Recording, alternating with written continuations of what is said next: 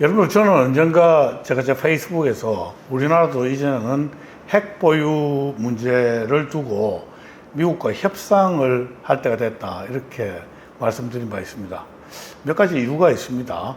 북한 핵이 기정사실이 된 이상 북핵을 이 머리에 이고 평화적이고 정상적인 남북관계가 더 이상 불가능하기 때문입니다. 여러분들 누구나 긴장이나 군비 경쟁보다 평화를 갖다 바랍니다. 그렇지만 역사의 교훈을 참고로 하면 평화라는 것은 힘이 서로 균형을 갖다 맞을 때나 또는 한 측이 상대 측에 대해 가지고 평화를 갖다 깨는 행위가 나한테 굉장히 치명적인 피해를 초래한다 하는 경우에만 이런 평화가 유지가 될 수가 있기 때문입니다. 그런데 핵이라는 것은 굉장히 비대칭적인 무기입니다. 아무리 우리가 재래식 무기, 재래전쟁에 있어가지고 힘의 우위를 갖다 갖고 있다 손치더라도 핵 한 방이면은 완전히 게임 체인지가 되기 때문에 우리는 북한의 요구에 끌려다니고 위협에 굴복할 수밖에 없습니다. 만에 하나 북한하고 이제 전쟁이 날 경우에 북한이 우리 우수한 공중력이나 뭐 이런 거 때문에 전쟁에서 밀린다고 생각을 했다 해보면은 실제 핵을 사용하지 않겠습니까? 북한이 만약 핵을 실제로 사용한다면 어떻게 될까요? 상상을 해보면은 미국이 핵 우산을 그대로 여태까지 해바퀴처럼 우리 믿음처럼 핵 우산을 움직여 줄까요? 나는 실제로 북한이 한반도에서 핵을 사용해도 미국이 핵 우산을 제공하지 않을 가능성이 더 높다고 생각합니다. 아니, 가능성이 높다는 정도가 아니고 이 핵 우산을 펼치지 않을 가능성이 99.9999%라고 저는 생각을 합니다. 특히 북한이 말입니다. 미국의 핵을 갖다 다다르게 할 수 있는 ICBM이라든지 아니면은 SLBM이라든지 이런 능력을 갖고 있다는 증거와 확신이 크면 클수록 더더욱 미국이 핵 우산을 우리를 위해서 펼쳐주지 않을 것이라고 저는 생각을 합니다. 한반도에서 전쟁이 터져가지고 북한이 핵을 사용하면은 어떻게 될까요? 간단합니다. 게임 오버입니다. 서울의 한 방, 부산의 한 방, 단 두 방이면은 끝나지 않겠습니까? 항복하고 손돌 수밖에 없을 겁니다. 마치 2차 대전에서 보면은 일본이 히로시마, 나가사키 두 방 맞고 무조건 항복하지 않았습니까? 그렇게 항복을 선언하지 않고는 100일 수가 있습니까? 핵 한 방을 서울 상공에 쏘아버리면은 아마 200만, 300만, 400만이 죽을 겁니다. 자, 북한의 입장에서는 미국에 대고 핵을 쏘는 것은 위험할 수 있지만은 한국에 쏘는 것은 의외로 위험하지 않다고 생각할 수가 있습니다.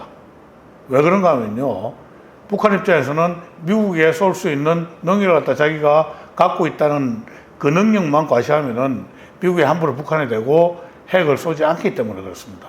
그래서 만약 내가 김정은이라면은 전쟁이 터지면은 주저없이 핵을 사용할 것입니다. 물론 이 정권의 대통령부터 외교 안보 라인 사람들은 북한은 굉장히 착하고 선하기 때문에 같은 민족인 대한민국을 위해서는 핵을 절대 쏘지 않을 것이다 라고 이런 착각을 갖다 하고 있지만은 저는 제가 김정은이라고 그러면은 전쟁이 터지면은 주저없이 핵을 사용할 것 같습니다. 중국하고의 경제적인 관계를 생각을 해봐도 오히려 우리가 핵을 보유하는 것이 유리하다고 생각을 합니다. 중국도 더 이상 한국을 속국 취급할 수가 없을 겁니다. 여러분들, 중국하고 긴장관계가 생기면은 우리가 중국에게 일방적으로 이 경제적인 보복을 갖다 당하는 것 때문에 두려워하지 않았습니까? 그런데 우리도 핵을 갖다 가지게 된다 그러면은 우리 역시 전략적 자산을 갖다 가지고 중국과 당당하게 맞설 수가 있습니다. 여러분들, 우리가 갖고 있는 경제적인 전략 자산은 뭡니까? 바로 반도체입니다. 우리가 중국에 반도체 수출을 하지 않으면은 중국의 IT 산업이라든지 모든 것들이 정지가 될 수밖에 없습니다. 우리는 훌륭한 경제적 전략 자산도 갖고 있습니다. 여러분도 한번 생각을 해보면요. 호주가 미국 편에 지금 굉장히 단단하게 붙지 않았습니까? 그러니까 중국이 어떻게 했는가 하면요. 호주로부터 철강석과 석탄 수입을 제한했습니다. 어떤 일이 벌어졌나요? 중국이 더 지금 호되게 당하고 있죠. 중국의 전기가 모자라고 그래가지고 공장들이 서고 에어컨을 돌릴 수 없고 난방을 다 할 수가 없게 돼버렸습니다.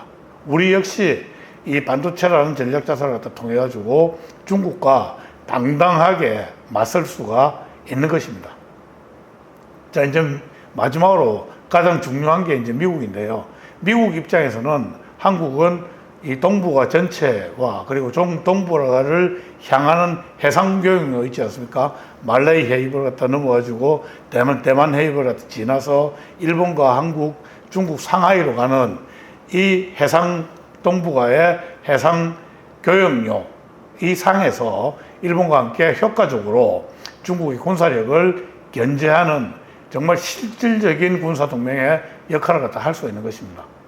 미국도 이제는 힘이 좀 빠져가지고 동맹의 중요성이 점점 더 커져가고 있습니다.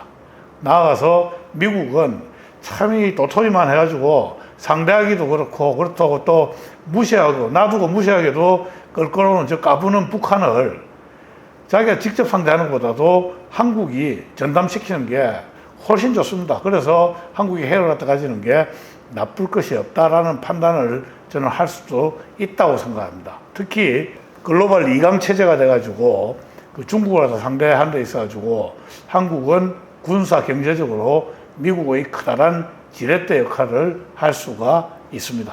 중국 입장에서 한국은 어떻게 보면 또 상대하기 힘든 그런 고슴도치가 될 경우입니다. 함부로 이렇게 만지다가는 손에 찔리고 아픈 그런 고슴도치가 될 것이죠.